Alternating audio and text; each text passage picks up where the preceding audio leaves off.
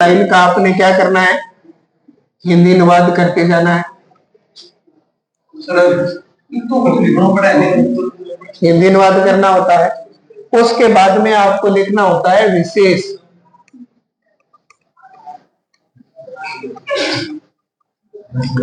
विशेष गद्य के अलग होते हैं, पद्य के अलग होते हैं, ये ध्यान रखना आपने। पद्य के अलग होते हैं, गद्य के अलग होते हैं। पहले हम बात करेंगे पद्य के विशेष में क्या लिखेंगे। तो सबसे पहले तो लिखना है आपने भाषा शैली।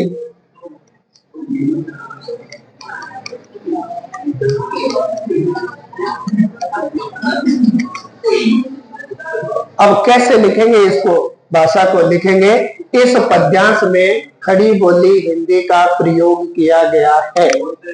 ठीक है।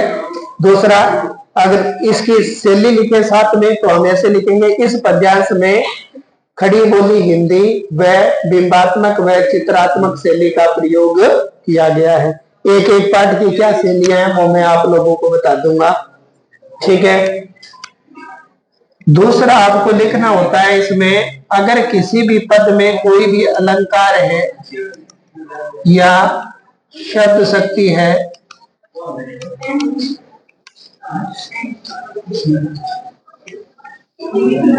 या छंद है तो वो लिख देना है। जैसे तुलसीदास पाठ का हम अध्ययन करें तो वहां अगर हम देखें तो अलंकार, अनुप्रास अलंकार का बहुत सुंदर प्रयोग हुआ है। उसके साथ साथ अभिधा शब्द शक्ति है। और छंद की बात करूं तो मैं दोहा और चौपाई छंद का प्रयोग किया गया है। अन्य कई रचनाएं हैं जिसमें मुक्त छंद का प्रयोग किया गया है। कौन से में कौन सा प्रयोग किया गया ये मैं बता दूंगा आपको। इसके बाद में एक इस तरह की बात लिख दी है कि जो इस संपूर्ण पद्यांश पर एक प्रभाव डालती हो। जैसे हम प्रसंग में जो बात लिखते हैं उन्हीं बात को विवरणात्मक रूप से यहाँ लिख सकते हैं, है ना। तो यहां मैं लिख रहा हूं विशेष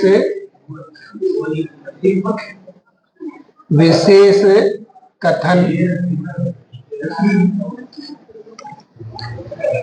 विशेष कथन ये हम इसमें लिख सकते हैं। विशेष कथन है वो इसमें लिख सकते हैं।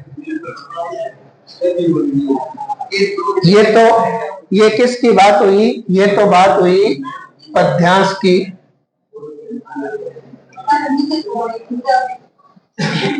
अब गद्यांश में ये अलंकारिक चीजें देखने को नहीं मिलती है। जैसे मैं कहूँ अलंकार, छंद आदि ये नहीं मिलते हैं, है ना।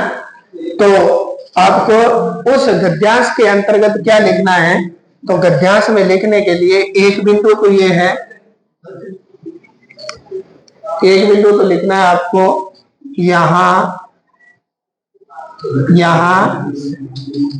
सरल सुबोध या लिख सकते हैं आप बोधगम्य।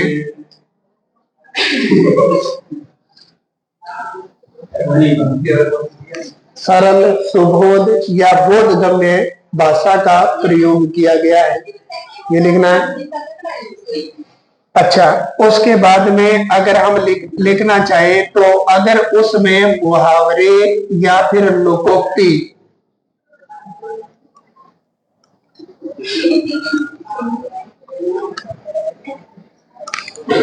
हर गद्यांश में लगभग ये चीजें देखने को मिलती है, या तो वह मुहावरों का प्रयोग कर देता है या फिर लोकोक्तियों का प्रयोग करता है लगभग, है ना। और अंत में एक बात, यानी उस गद्यांश का क्या लिखना है हमने, कोई विशेष कथन लिख देना है जो उस संपूर्ण गद्यांश के ऊपर प्रभाव डालता हो। इस तरह का विशेष कथन यहां लिख देना है। तो ये तो हुआ पद्यांश का और ये हुआ बेटा गद्यांश का। इस तरह से अगर आप व्याख्या करेंगे तो एक बात तो ये हो जाएगी कि आपका जो डायग्राम है वो बहुत सुंदर बनेगा। दूसरी बात, ये व्याख्या 2 पेजों तक चली जाएगी। तीसरा, देखने में बहुत सुंदर लगेगी और नंबर भी पूर्ण आएंगे। इस तरह से आपको व्याख्या करनी है। हाँ, आज के लिए इतना ही काफी है।